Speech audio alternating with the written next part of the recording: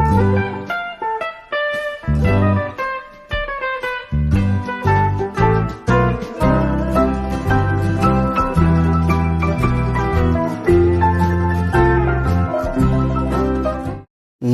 सभी को, मैं मत्तू केवट।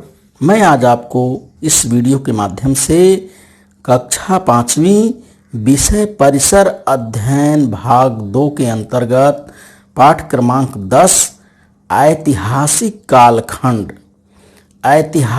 कालखंड की जानकारी हमने इसके पूर्व वाले वीडियो में प्राप्त किया कि किस तरह से अन्य प्राणी और मनुष्य में अंतर है। संस्कृति का हमने ज्ञान किया, नदी घाटियों की नगरीय संस्कृति और विभिन्न संस्कृतियां जैसे इजिप्ट, चीन, हड़प्पा, इन नगरीय संस्कृतियों के खेल और मनोरंजन के साधन के बारे में हमने जानकारी प्राप्त किया। तो आइए इस वीडियो के माध्यम से हम इस पाठ के स्वाध्याय के प्रश्नों के उत्तर के बारे में हम जानकारी प्राप्त करते हैं। तो देखिए, पाठ क्रमांक 10 ऐतिहासिक कालखंड, इसके स्वाध्याय में पहला प्रश्न है, एक एक वाक्य में उत्तर लिखो और उसमें पहला है अ, नवाश्म योगिन संस्कृति का विकास कहाँ हुआ। प्रश्न है, नवाश्म योगिन संस्कृति का विकास कहाँ हुआ। तो इस प्रश्न का उत्तर है, देखिए, नवाश्म योगिन संस्कृति का विकास नदी घाटियों में हुआ। प्रश्न है, नवाश्म युगीन संस्कृति का विकास कहाँ हुआ। तो इस प्रश्न का उत्तर है, नवाश्म युगीन संस्कृति का विकास नदी घाटियों में हुआ। पहला है एक एक वाक्य में उत्तर लिखो के अंतर्गत। दूसरा है, देखिए, हड़प्पा संस्कृति के श्रमिक किन वस्तुओं को बनाने में कुशल थे। प्रश्न एक बार फिर से सुनिए कि हड़प्पा संस्कृति के श्रमिक किन वस्तुओं को बनाने में कुशल थे। तो इस प्रश्न का उत्तर है, देखिए, हड़प्पा संस्कृति के श्रमिक विभिन्न प्रकार के रंगीन पत्थरों से मनके बनाने और कांसा धातु की वस्तुएं बनाने में कुशल थे। प्रश्न है, हड़प्पा संस्कृति के श्रमिक किन वस्तुओं को बनाने में कुशल थे। तो इस प्रश्न का उत्तर है, देखिए, हड़प्पा संस्कृति के श्रमिक विभिन्न प्रकार के रंगीन पत्थरों से मनके बनाने और कांसा धातु की वस्तुएं बनाने में कुशल थे। हड़प्पा संस्कृति के श्रमिक विभिन्न प्रकार के रंगीन पत्थरों से मनके बनाने और कांसा धातु की वस्तुएं बनाने में कुशल थे। तीसरा प्रश्न है, ई देखिए, एक वाक्य में, कलाओं की निर्मित किससे हुई। प्रश्न है, कलाओं की निर्मित किससे हुई। तो इस प्रश्न का उत्तर है, देखिए, कलाओं की निर्मित विचार, कौशल और परिश्रम की परंपरा से हुई। प्रश्न है, कलाओं की निर्मित किससे हुई। कलाओं की निर्मित किससे हुई। तो इस प्रश्न का उत्तर है, देखिए, कलाओं की निर्मित विचार, कौशल और परिश्रम की परंपरा से हुई। प्रश्न का उत्तर, कलाओं की निर्मित विचार, कौशल और परिश्रम की परंपरा से हुई। अगला प्रश्न ई देखिए, एक वाक्य के अंतर्गत, भारतीय उपमहाद्वीप की संस्कृति किस नाम से जानी जाती है। प्रश्न है, देखिए, भारतीय उपमहाद्वीप की संस्कृति किस नाम से जानी जाती है। तो इस प्रश्न का उत्तर है, देखिए, भारतीय उपमहाद्वीप की संस्कृति हड़प्पा संस्कृति के नाम से जानी जाती है। प्रश्न है, भारतीय उपमहाद्वीप की संस्कृति किस नाम से जानी जाती है। तो इस प्रश्न का उत्तर है, देखिए, भारतीय उपमहाद्वीप की संस्कृति हड़प्पा संस्कृति के नाम से जानी जाती है।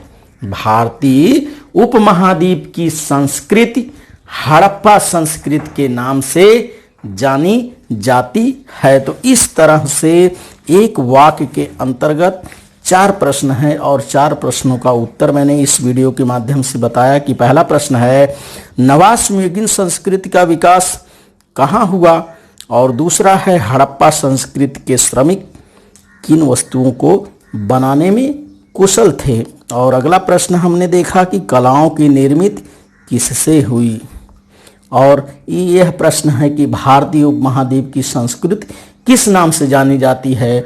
तो भारतीय उपमहाद्वीप की संस्कृति हड़प्पा संस्कृति के नाम से जानी जाती है। अध्याय के अंतर्गत प्रश्न दूसरा है, देखिए संक्षेप में उत्तर लिखो।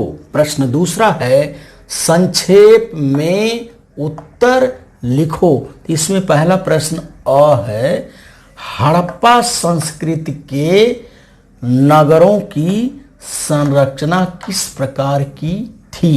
प्रश्न है इसमें अ हड़प्पा संस्कृति के नगरों की संरचना किस प्रकार की थी।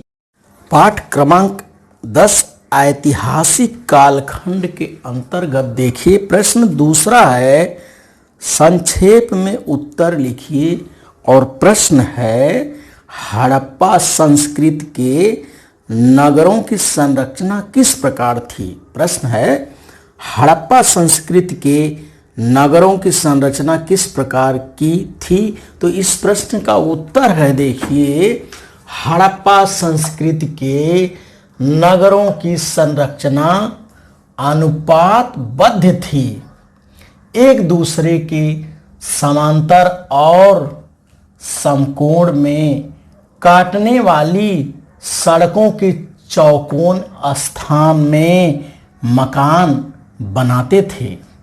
अनाज के विशाल गोदाम, प्रशस्त मकान, धोवन जल के निपटारे हेतु नालियां, प्रत्येक घर में स्नान गृह, शौचालय जैसी व्यवस्था के प्रति सावधानी बरतने वाली सार्वजनिक व्यवस्था थी। निजी और सार्वजनिक कुएं थे। इसको एक बार आप फिर से देखिए कि हड़प्पा संस्कृति के नगरों की संरचना किस प्रकार की थी। तो इसका उत्तर है हड़प्पा संस्कृति के नगरों की संरचना अनुपातबद्ध थी, एक दूसरे के समांतर और समकोण में काटने वाली सड़कों के चौकोन स्थान में मकान बनाते थे। अनाज के विशाल गोदाम, प्रशस्त मकान, धोवन जल के निपटारे हेतु नालियां, प्रत्येक घर में स्नान गृह, शौचालय जैसी व्यवस्था के प्रति सावधानी बरतने वाली सार्वजनिक व्यवस्था थी। निजी और सार्वजनिक कुएं थे। इसके अलावा निजी और सार्वजनिक कुएं थे जो व्यवस्थित रूप से निर्मित किए गए थे। नगर के 2 से 4 स्वतंत्र विभाग होते थे। प्रत्येक विभाग स्वतंत्र परकोटे द्वारा रक्षित था। इसे एक बार फिर से देखिए, निजी और सार्वजनिक कुएं थे जो व्यवस्थित रूप से निर्मित किए गए थे। नगर के 2 से 4 स्वतंत्र विभाग होते थे। प्रत्येक विभाग स्वतंत्र परकोटे द्वारा रक्षित था। तो प्रश्न है हमारा बच्चों कि हड़प्पा संस्कृति के नगरों की संरचना किस प्रकार की थी। तो एक बार और देखिए इस प्रश्न का उत्तर क्या है। इस संस्कृति में नगरों की संरचना अनुपातबद्ध थी, एक दूसरे के समांतर और समकोण में काटने वाली सड़कों के चौकोन स्थान में मकान बनाते थे। अनाज के विशाल गोदाम, प्रशस्त मकान इन नगरों की विशेषताएं थीं। धोवन जल के निपटारे हेतु नालियाँ, प्रत्येक घर में स्नान गृह, शौचालय जैसी व्यवस्था के प्रति सावधानी बरतने वाली सार्वजनिक व्यवस्था थी। निजी और सार्वजनिक कुएं थे जो व्यवस्थित रूप से निर्मित किए गए थे। नगर के 2 से 4 स्वतंत्र विभाग होते थे। प्रत्येक विभाग स्वतंत्र परकोटे द्वारा रक्षित था। तो इस प्रकार से हड़प्पा संस्कृति के नगरों की संरचना थी। संक्षेप में उत्तर लिखो। इसके अंतर्गत प्रश्न दूसरा है, नील नदी की तटीय भूमि बहुत उपजाऊ क्यों बनी? प्रश्न है, नील नदी की तटीय भूमि बहुत उपजाऊ क्यों बनी? तो इसका उत्तर है, देखिए, नील नदी में हर वर्ष वर्षा काल में बाढ़ आती है। नील नदी अपने तटों पर कांप की मिट्टी लाकर भंडारण करती है। अर्थात नील नदी अपने तटों पर कांप की मिट्टी लाकर जमा करती है। फलस्वरूप उसकी तटीय भूमि बहुत उपजाऊ बन गई है। इस प्रश्न का उत्तर एक बार फिर से देखिए कि नील नदी की तटीय भूमि बहुत उपजाऊ क्यों बनी? उत्तर है, नील नदी में हर वर्ष वर्षा काल में बाढ़ आती है। नील नदी अपने तटों पर कांप की मिट्टी लाकर भंडारण करती है। फलस्वरूप उसकी तटीय भूमि बहुत उपजाऊ बन गई है।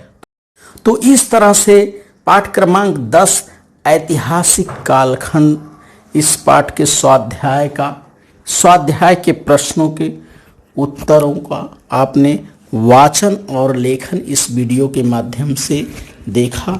तो आप स्वाध्याय के प्रश्नों का वाचन करिए, लेखन करिए तथा मेरे आगे आने वाले वीडियो के लिए आप मेरे इस चैनल को लाइक करें, सब्सक्राइब करें, बेल आइकन को दबाएं। धन्यवाद सभी को।